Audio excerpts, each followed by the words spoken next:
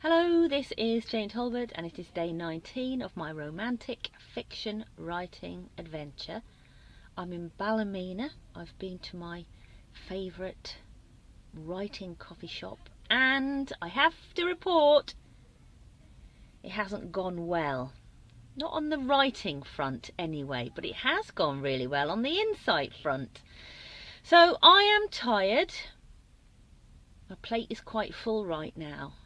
And sometimes when my plate is really full, I find myself naturally cutting off. It's called dissociation. It gives me this feeling of separateness, so I don't have to go anywhere on holiday. I just kind of cut off psychologically, and usually a few hours is enough, sometimes a whole day, but it gives me a rest.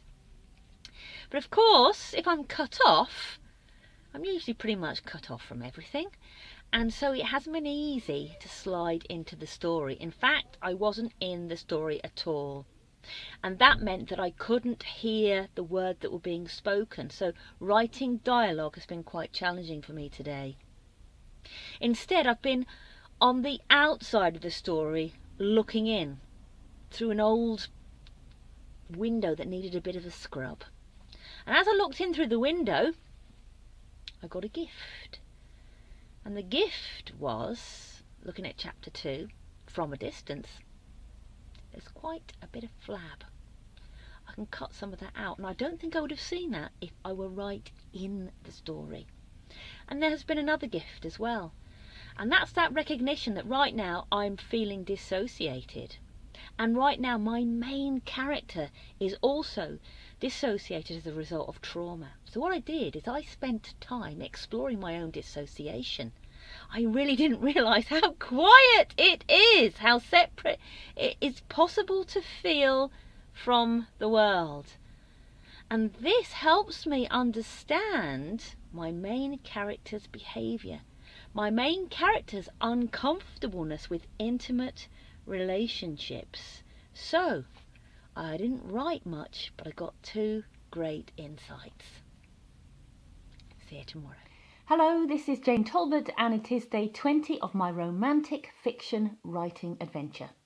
My main female character is still sitting at Peterborough Station, but there is a whole lot more talking going on.